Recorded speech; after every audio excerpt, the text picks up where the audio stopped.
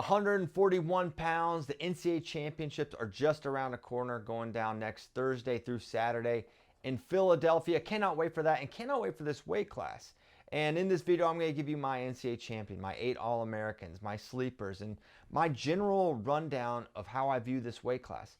And 141 is a really unique weight in that if you listen to my previous previews and you'll listen to my previews to come, you'll know that there's a lot of sleepers, there's a lot of talent that I think that can come from those higher seeds and make a lot of noise. And for this video and for this weight class, you're going to hear not that much of that. And that's because of just how consistent this top 8 has been. And that's sort of a rarity with the parity of college wrestling. There's always guys busting through. But in this weight class, this top 8 has been super consistent. And as an example, they've really only lost to each other. There's only 2 exceptions where any wrestlers in this top 8 have lost outside of the top 8. The one is 5 seed Cale Happel has lost to number 18 Julian Tagg of South Dakota State. Those 2 split this year. And the other exception is number 7 Tegan Jamison lost to number 9 Jacob Frost. And that's it. Other than that, this top 8 has only lost to each other. And so the list of sleepers, I put Julian Tagg on there as the 18 seed. He's a guy that's busted an elite win, a win over a top 5 seed. But other than that, we haven't really seen it. So I don't have a lot of sleepers. I've had a lot in some other weight classes, not in this one. For title contenders, this was a tough list to create because I like to keep that list kind of small because otherwise it's not really helpful. There's no value to it. To me, the title contenders come down to 4 wrestlers. Brock Hardy and Andrew Alirez from the top side, Bo Bartlett and Jesse Mendez on the bottom. I could have expanded that list. I could have included Cale Happel. I think it's, is he a guy that could make the finals? Certainly. I had to have a cutoff somewhere. I had Cale just off that list. Fair or not, right or wrong, the tournament will decide ultimately, and the wrestlers will decide. But that's my top 4. Seeing what Brock Hardy did at the Big Ten tournament, beating Jesse Mendez, who had been a thorn in his side, and beyond that. Knowing Andrew Alirez's pedigree, you may say, hey, Andrew Alirez doesn't belong on this list. And I would have a hard time disagreeing with that based on this season. This season, Andrew Alirez has not proven he's that national champion guy. But what we are lacking is a volume of results with Andrew. He has not wrestled much against the elite competition. The best guy he's wrestled this year is Tegan Jamison, and he lost to Tegan. And so you may say Andrew Alirez should not be on this list. To which I say, once again, I can't fully disagree with you, other than the fact that I saw this guy run the table in 2022. I watched him beat an undefeated Real Woods. Watched him beat Bo Bartlett relatively soundly. And for that reason, he's still on this list. So here's kind of how I see the weight going down. And I'm going to give you my national champion picks. So I've got Andrew Alirez and Brock Hardy making it to that quarterfinal round. That will be one of the most anticipated quarterfinals. And for Brock Hardy, he needs to keep... and Brock Hardy likes to scramble, right? He likes to let guys in on his legs and mix it up. But I think against Andrew Alirez, this is an area where he needs to have a little more awareness, a little more paranoia about keeping Alirez off his legs. This guy is a proficient finisher of his single leg. He's got a single leg to both sides. He's a good finisher. However, I just watched Andrew Alirez lose to Tegan Jamison on a botched single leg finish, which to me stands out. That's something we haven't seen with Andrew Alirez. So I have Brock Hardy winning this matchup. I think it's close to a coin flip match. I don't have a strong advantage for Brock, but I think his point scoring ability, his ability to get to the legs, he's uncanny. When he gets to his opponent's right leg, he can shelf that foot, cuts across with the double leg. He can ride. He's really good in counter scrambles. Hardy's a complete package. And I have Hardy winning that semifinal against Cale Happel. I think Happel beats Coderhant in that quarterfinal match. And now I know you may be thinking, you and I fans and the Schwab mob are probably saying, what are you talking about? Cale Happel beat Brock Hardy this year. I saw that too. And my takeaway from that match is obviously that Brock Hardy can win it, but I saw, or that Cale Happel can win it, but I saw Brock get to legs and finish. I saw him ride pretty well. And really, the match, if you look at the 7 minutes, I felt like Brock Hardy gave himself more opportunities to score than Cale Happel. What Cale Happel brought to the table in that match was that kind of knockout element where he went short offense to a near side cradle, for 7 points. And that was the difference in the match. It ended up being a 7-5 final for Cale Happel, with Brock Hardy being in on a couple really typically higher percentage finishes that he just didn't quite finish, or he would have won the match. So I got to make a call. My call is Hardy. Hardy makes it to that final. Now down below, Bo Bartlett, Jesse Mendez. Those two stand out, right? It was the NCAA finals a year ago with Jesse Mendez winning. These two are 3-3 against each other in their collegiate careers. And I really think that's going to be the semifinal match. For Jesse Mendez, he's going to have to get through Vance Von Now, I am not overlooking that match, and I'm certain that Jesse Mendez and company are not overlooking that match. Vance Von is a machine. This guy keeps coming, keeps attacking. But Jesse beat him on what I would call probably not his best day. He beat him when Vance Von was coming at him, and he was able to get his hand raised and stop some of those attacks. And Jesse is underrated defensively. And I think all those problems still present for Vance Von. So while that is a quarterfinal that is definitely in question for me, I see Jesse Mendez winning that.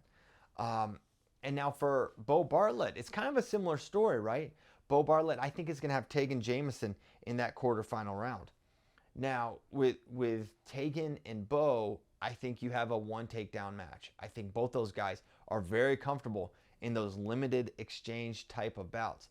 And Bo Bartlett just has a stronger track record of winning those kind of bouts. And I think that's going to be the case here. It's also a quarterfinal bout. Well, now, what does that mean?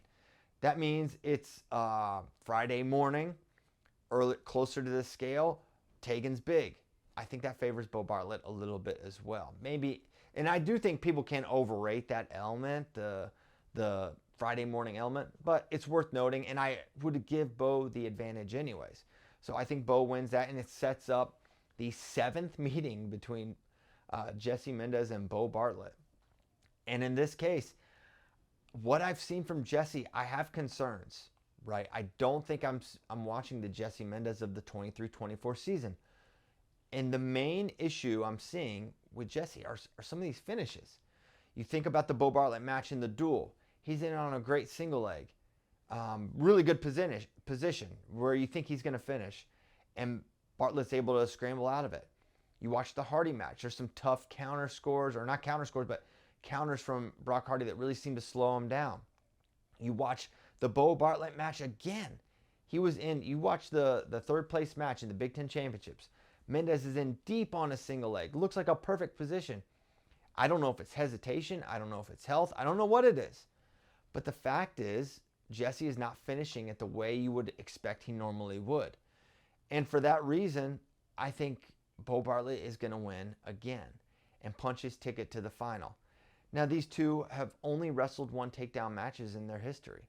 And so whoever gets that takedown is very likely to win because the defense for these guys is so elite. One other element for Jesse that can't be discounted as a path to victory for him. Yes, the takedown. But he can ride. And he can ride Bo Bartlett. He's been close to riding time. He was pretty close in their Big Ten match. He just missed getting riding time. He had a good ride going in that second period. But Bo Bartlett was able to get away. And Bo Bartlett made it so riding time wasn't a factor. And he got that takedown in overtime. Semifinal round, Penn State. That's a factor, right? You can say, well, is that going to apply against Jesse Mendez? I don't know. All I know is the factors are just lining up just enough for me to pull the trigger and pick Bo Bartlett. And coming into this year, I'm a guy that's been, I was sort of heckled by the FRL crew in 2021 and 2022 for me saying, Bo Bartlett's the real deal. I think this guy can win a national title. And now it's kind of come full circle, and he's a clear title contender. But coming into this year, I said I still think it's Jesse, right? Just given that track record. Now I'm flipping. I've got Bo Bartlett winning this semifinal against Jesse Mendez, and yes, beating Brock Hardy for the national championship. I think Bo Bartlett does win this weight class. What's the history with Bo and Brock? Well, it's 2-1. Bo Bartlett is favored. Brock Hardy won the first one back a couple seasons ago, and since then, Bo Bartlett has been able to get the job done. I think Brock Hardy's going to have to go after Bo Bartlett. I think he needs multiple attacks, multiple locks on the legs for him to get that finish because Bo Bartlett is just so dang hard to score on. I would say, If you're asking me who has the most point scoring potential in a given match in this weight class, without hesitation, I'm going to say Brock Hardy. Without hesitation.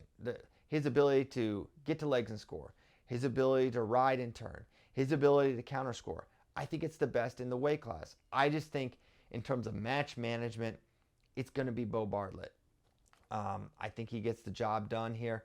I would say this is common for a lot of weights, but this is one of the weights I probably have the least confidence in because of what Jesse Mendez has shown over the years, what Andrew Lewis did 2 years ago, and what Brock Hardy did last week. So you have recency with Hardy. You've got track record with Mendez and Aliras, and you've got the competitive element and the matchup element with Bo Bartlett. So there's angles you could take and reasonably arrive at a lot of different conclusions. But that's my conclusion. And I'll give you my podium here. I've got, as you know, Bo Bartlett winning. Second place, Brock Hardy. Third, Jesse Mendez takes out Vance Vombar in that third place match. Fifth place, Aliras over Happel. Seventh place match, Tegan over Josh Coderhan. Losing in the round of 12, I got Julian Tagg, Sergio Limley, Sam Latona, and Jacob Frost. A couple other notable backside matches. I have Aliras falling to Mendez in that consolation semi, as well as Vombar beating Cale Happel in that consolation semi. A lot of tight matches, very competitive matches. This is a tough bracket to call, although I do think, I will say this, you're probably going to get the top 8 pretty close, right? Whether it's the exact order, I think it's going to be hard to have the wrong 8 for this one, just for how good this 1 through 8 has been this season. But I want to hear from you. I want to know your podium. I'm reading these YouTube comments. A lot of people are, they're saying, oh, you're wrong here, you're right here. But I want to know your top 8. Put it on wax. I don't want anyone saying, oh, you blew this after the NCAA championships. I want to see you guys call it before the championships start. What do you think happens at this weight class?